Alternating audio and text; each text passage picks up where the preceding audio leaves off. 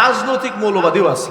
স্বৈরাচারের আমলে শেখ হাসিনার নির্দেশে কত মানুষ খুন হয়েছে, গুম হয়েছে। এই যে আপনার সেনাবাহিনীর গোয়েন্দা বিভাগের যে লোকটা ধরা পড়েছে, কি যেন নাম, 1000-এর উপরে সে মানুষ হত্যা করেছে, স্বীকারোক্তি দিয়েছে।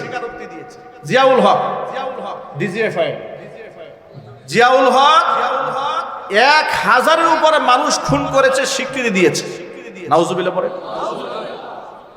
শত শত মানুষকে গুম করেছে, খুন করেছে, নিরপরাধ মানুষকে গ্রেফতার করেছে। এই যে আমাদের ভাই ফারাবি ব্লগে ইসলাম নিয়ে লেখালেখি করেছে, নাস্তিকদের বিরুদ্ধে লিখেছে, মিথ্যা মামলায় 1 দশক একটা তরুণ যুবককে জেল খাটাতে বৃদ্ধ বানিয়ে আজকে সে বের হয়েছে। স্বৈরাচারী হাসিনার পতন না হলে মৃত্যু পর্যন্ত এরা বের হতে পারতো না। কথা ঠিক না ঠিক জোরে বলেন?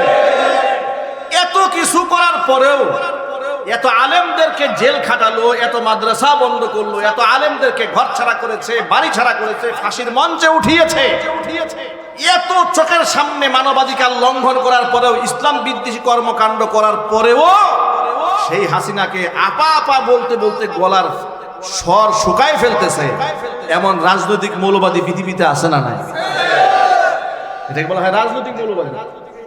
মানে আপা কি মানুষ খুন করলো, না দেশ বিক্রি করে চলে গেল ভারতে, নাকি রাষ্ট্রের সব টাকায় আমেরিকায় পাচার করে দিল? আমার দেখার দরকার নাই, আমার আপা ছাড়া কিছু উপায় নেই।